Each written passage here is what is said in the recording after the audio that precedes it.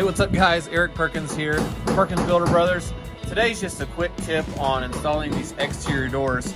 I like to put a big fastener in these things, like 3-inch screws, not just finish nails. I've seen a lot of people just shoot like some 18 gauge finish nails, done. But in addition to that, I like to get some of these right here through the jamb. That's like a 3-inch deck screw, T25 head, but that's a big fastener and I don't want to mar up the nice pre-finished area on this door. So to get this thing going, I want to show you a little trick that I do, and maybe a lot of people do this, I don't know, is I'll take these gaskets out right here. You can see they just have this little friction fit part, and you can actually peel this all the way out really quickly and easily like that.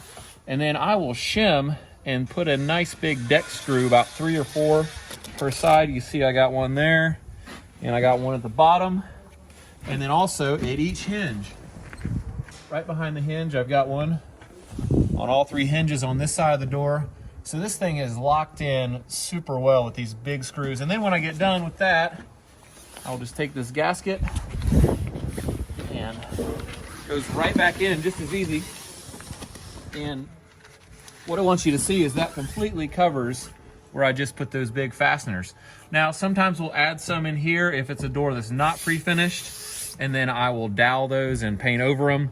In this case, I'm going to do these big fasteners, and I'm also going to shoot just a few finish fasteners into this, and we'll fill those. So that's a great way to not damage your door, not have these big exposed fasteners, have it completely hidden. All right, another thing I want to mention is that this brick mold that came on the door, we ripped it off and threw it on the ground. If there's a brick mold on this door when I'm installing it, I can't shim from the outside and from the inside at the same time to get an even shim. So that's in the way. That's number one. Number two is that I like to match this trim with the trim that's going to go on the windows, around the windows where that zip tape is. And so I can't do that if I have a brick mold, so I like to rip that off, use the same trim on the doors as the windows. Number three is if I get rid of this brick mold, I can now zip tape across this little gap and get an air seal through here with zip tape, which you can't do as easily with this brick mold on here.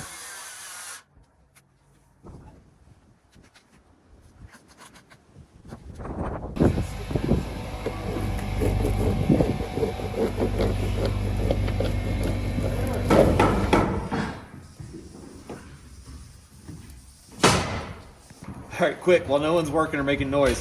One more tip for doors. We're installing this wide double door, French door.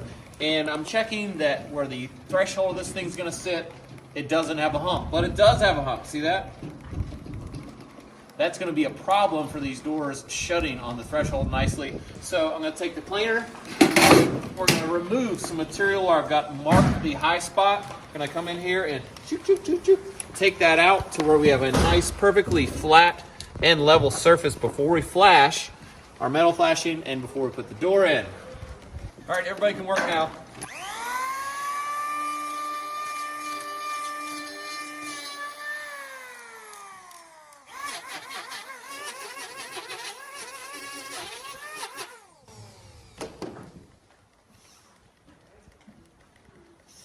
It's good.